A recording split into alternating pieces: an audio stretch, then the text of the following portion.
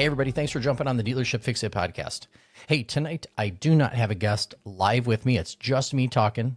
Actually, it's not even my content. I just wanted to share with you an article from my friend Jeffrey McNulty, who's the author of The Ultimate Retail Manual, who you can check back a handful of episodes ago. He was on with me. I want to read you, blog post, article, something he had posted and he shared on LinkedIn that I think's, to me, it's pretty uplifting. It's about leadership from a guy who definitely has a lot of leadership experience at a high level. I think there's some great takeaways in it for the dealership space as we are retail, just a sort of a microcosm of those bigger, maybe big box stores here where Jeffrey was involved for many years. But I think it certainly just, it still does apply. So what I was hoping to do today is I'm just going to read you his article. Again, these are not my words. I'm reading you. Think of this as like a book on tape or a blog post on tape. You don't have to open a book. I will just read to you. Isn't that wonderful? You might be driving and I'm reading to you, or any of the things you might be doing when you listen. So here's how it goes. Leadership Axioms That Ensure My Intentions Are Honorable and True by Jeffrey P. McNulty, January 22nd, 2020. Being a servant leader requires tremendous conviction to ensure your intentions are congruent with your values and beliefs. I spent 30 years in the retail sector as an executive leader with the Home Depot, Lowe's, Barnes & Noble, Shopko, PetSmart, Toys R Us, Publix, supermarkets, and Festival Foods. Throughout my tenure, I created a list of axioms that kept me centered and grounded for reminding me to always stay true to serving others. These axioms became concrete anchors which guided me along during extremely tumultuous periods. Entrenched within these challenging environments, I noticed many of my retail colleagues engaging in disingenuous and unethical behaviors that were dishonoring the vow they took to assist and serve others. Many of these leaders achieved their numbers and were lavished with praise, promotions, and accolades. I made a staunch decree to myself that I would not succumb to these types of actions, even in the face of humiliation, admonishment, and ridicule. Number 1, fairness is the currency of decency. We've all heard the phrase, life is not fair. However, I never really resonated with this message. I have always believed that good people do not finish last. I chose to become a leader that possessed strong character, sterling integrity, empathy, kindness, compassion, and fairness. I originally created this axiom when I first started interviewing and hiring people. I continually noticed that many of my peers and bosses were engaged in a plethora of unfair behaviors that were disadvantageous toward the applicants. Many of these individuals were taking advantage of the applicants' desperation to secure employment by offering subpar salary offerings that were not compatible with their experience and background. It's like a game for many, not all, of the hiring managers who are making these employment offers. They want to see how far they can push the proverbial envelope by underpaying and devaluing their candidates with a lowball offer. The proper protocol for extending employment offers is to recompense the applicant for what the position pays and not what the candidate was making at their previous jobs.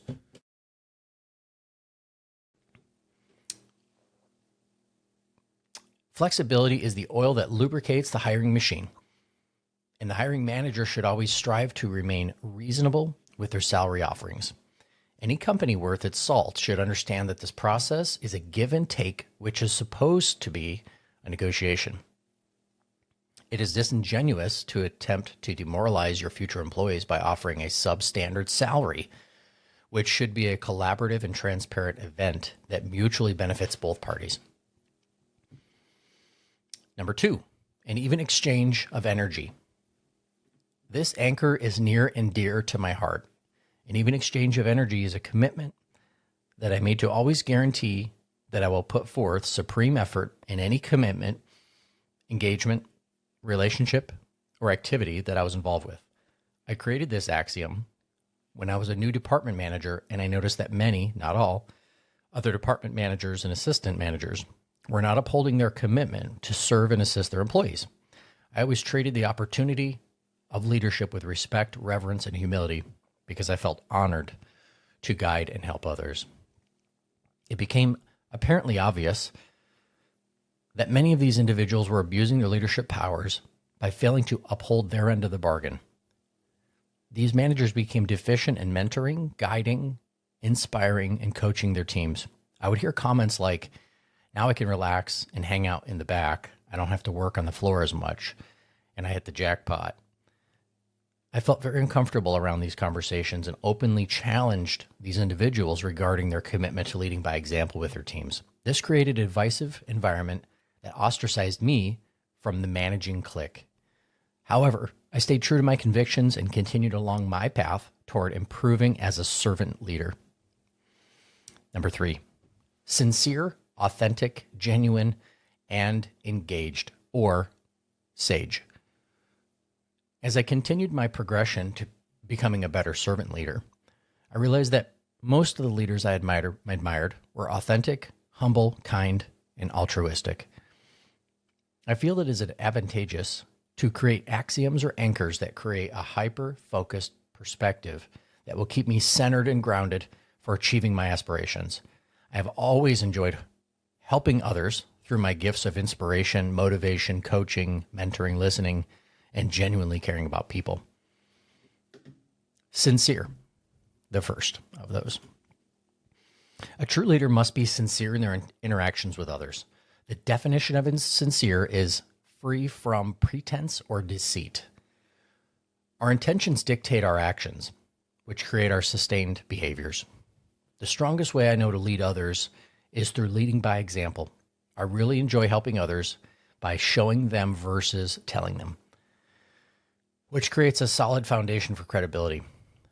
When I decided to write the book, The Ultimate Retail Manual, I wanted to ensure that I relayed the cacophony of information from empirical results as opposed to theoretical idea perspective. I've read many books that say if you perform A and B, you might get C. When people follow the 10-pillar strategy in the book, they're consistent with their efforts. The percentage of people who achieve their aspirations will be fantastically high. The second one, authentic. An authentic leader is one who is true to their values, beliefs, and convictions. Let me start over. An authentic leader is one who is true to their values, beliefs, and convictions. They're uniquely special and different from the crowd. They dance to the beat of their own drum, but in their own way specifically. Leaders who exude authenticity have a strong following because of their ability to create an inclusive environment for others to be themselves as well. We are all uniquely different. Throughout my lengthy retail career, I was often shunned by other leaders because I was content with being myself and following my own passions. I was ridiculed and mocked for discussing feng shui principles that generated auspicious energy that customers, employees, leaders, and vendors could feel. Another example of my authenticity was my steadfast belief that everyone was important within my organization. In many retail stores that I worked in, the executive leadership teams mainly focused 90% of their energy on the ubiquitous catchphrases: satisfy the customer, listen to the customer, value the customer, etc. I never understood why the employee or the manager or the vendor was perceived as inferior or unimportant when compared to the customer. I always believed that the customer, employee, vendor, and yes, the manager was equally essential. Each should be respected and treated exactly the same. We need to radically change this unfavorable paradigm and start realizing that all the individuals involved in the retail sector, customer, associate, manager, vendor, etc., are equally significant. Everyone should be able to coexist synergistically for the greater good, with every individual being treated like family. Genuine. Being a genuine leader means that you never compromise your ethics, values, or beliefs because of external circumstances. In the world we live in, this is extremely hard to do. Shareholders, stakeholders, and institutional organizations are demanding financial performance. However, genuine leaders find a way to remain true to their principles by always leading with integrity, character, and uncompromising ethics. It takes massive courage to become a genuine leader who truly cares about others and will stand up for what is right. The final one, engaged. I observed that true servant leaders are heavily engaged with their employees, leaders, customers, and vendors. Engagement is a critical behavior that any leader or individual should emulate in their professional and personal lives in order to strengthen and develop their relationships. Engaged leaders always have the best interest of their employees at the forefront of their intentions. Throughout my 30-year retail tenure, I continued to hone my engagement skills by improving my active listening skills, getting to know each employee by tapping into their aspirations, passions, and goals, and performing weekly check-ins by asking, "Are you okay?" I aspired to become the leader that I would want to work for. I discuss many more examples in my book. Number 4, karma is undefeated. Karma is defined as the spiritual principle that cause and effect where intent and actions of an individual influence the future of that individual. In addition, the law of attraction states that like attracts like. This energy can either be used constructively or destructively, depending on the predominant thought process of a leader or organization.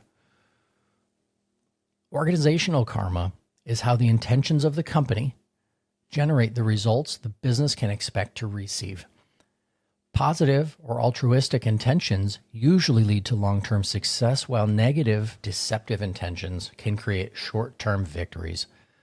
However, short-term victories are not sustainable in the long run. The energy created from these intentions must be returned. Consequently, what goes around comes around. My intentions generate my karma, and when I'm treating everyone the same way, I can expect to receive the identical vibration in return for everyone involved. Thus, I'm creating the environment I desire. I used to wonder why people who were cheating continued to win. After thinking about this for a while, I had an epiphany that cleared everything up for me. Each individual's energy will be returned to them in due time. This revelation creates an environment where grudges, bad feelings, and hurtful thoughts are no longer congruent with my psyche for those that have wronged me, intentionally hurt me, or had malicious intentions. I now wish everyone well, and I will move on with my life. Thank you for taking the time to read my article. I look forward to hearing your thoughts. So it took me about, 14 minutes to read that. Again, these are not my words. These are the words of my friend Jeffrey McNulty, who is the author of The Ultimate Retail Manual, a book that you've got to get if you are anywhere in retail or involved with a leadership even. Obviously, this is a book that can be plugged into non-retail settings, into business in general, into relationships. Thanks again for listening to this lost tape of the Dealership Fixit Podcast. These guest interviews still hit hard, and we're bringing them back re-edited, sharpened up, and focused entirely on what matters, helping dealerships like yours improve, grow, and win. If you got something out of this one, hit that share button or forward it to a dealership friend who needs it. And make sure you're following the show so we can keep bringing you more content like this with convos with people shaping the power sports industry. Catch you on the next one. Still guessing what to pay on a used bike? Still holding aged units that just won't move? It's time for a real system. Moto Hunt's Ultimate Used Inventory Playbook shows how the best dealers are finding better inventory, pricing trades right, and turning used bikes faster with fewer mistakes and more margin. It's short, real, and free to download right now. Visit dealers.motohunt.com to grab your copy or check for the link in the notes.